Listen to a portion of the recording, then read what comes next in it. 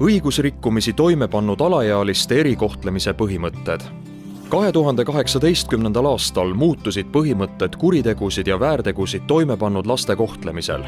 Alaealiste komisjonid kaotati, lastekaitse roll muutus olulisemaks ning politsei, prokuratuuri ja kohtu võimalused alaealise mõjutamiseks muutusid oluliselt laiemaks.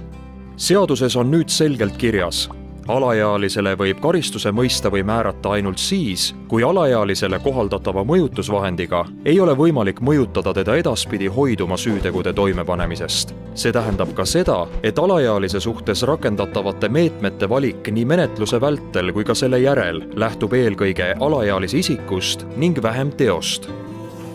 Alaealiste erikohtlemise süsteemis on 7 olulist põhimõtet. Juhtumi kiire lahendamine. Menetluse kiirus on alaealiste puhul esmase tähtsusega. See aitab ka säästa alaealist häbimärgistamisest. Menetlustoimingud tuleb ellu viia ea ja arengukohasel viisil, andes alaealisele võimaluse olla ära kuulatud ja informeeritud. Mida raskem on juhtum, seda olulisem on võrgustikutöö roll juhtumi korraldamisel ja lahenduste leidmisel. Lastekaitsel on keskne vastutus juhtumi lahendamisel alla 14-aastaste laste osas. Eriteadmistega menetlejad. Olulisi otsuseid ja toiminguid teevad alaealiste suhtes spetsialiseerunud ametnikud, kellel on tööks olulised teadmised ja isikuomadused. See tähendab, et töös osatakse arvestada lapse õigusi ja arengutaset ning kasutatakse sobivaid suhtlusvõtteid, mis aitab luua usaldust ning pakkuda toetust. Alati hinnatakse, millised on kaalutletavate meetmete positiivsed ja negatiivsed mõjud alaealise tulevikule, sealhulgas uute rikkumiste ennetamisele ning õiguskuuleka käitumise toetamisele. Riskid ja vajadused.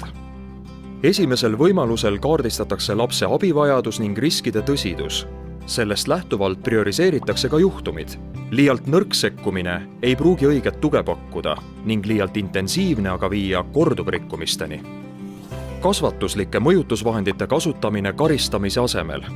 Alaealise positiivseks mõjutamiseks on oluline tagada aktiivne, kaasav ja normikohast käitumist soosiv suhtlus, võimalused kuriteo tagajärgede heastamiseks või hüvitamiseks ning meetme valik lähtuvalt lapsest ning tema võimest mõjutusvahendit kanda. Nii väärteo kui ka kriminaalmenetluses on võimalik kasutada ja omavahel kombineerida mõjutusvahendeid, hoolimata teost ja süütegude arvust. Lapse vastutus. Olulisel kohal on, et laps ise mõistaks oma teo keelatust ja selle mõju ning oleks valmis tegema ea ja jõukohaseid pingutusi, et korvata oma teo tagajärjed. Selleks, et tegusid heastada ning enda väärkäitumist mõista, vajavad lapsed kõigepealt mõistmist ja toetust. Vanemate kaasamine. Alaealise vanemate kaasamine on oluline reegel nii ülekuulamisel kui ka teistel toimingutel, millest võib irduda kas alaealise enda või menetluse huvides. Vanema läbimõeldud kaasamine aitab suurendada vanemlikku vastutust, kui ka võtta lapsel vastutust teo tagajärgede heastamise eest. Perepõhised sotsiaalprogrammid on tõhus viis korduvrikkumiste ennetamiseks. Vähem vabaduse kaotuslikke meetmeid. Alaealise vabaduse piiramist välditakse, kuni alternatiivsed meetmed käitumise suunamiseks on ammendunud.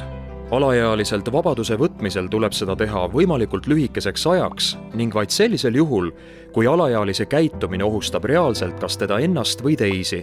Sellistele otsustele eelnevad võrgustikukohtumised ning kogutakse vajalikud ekspertarvamused.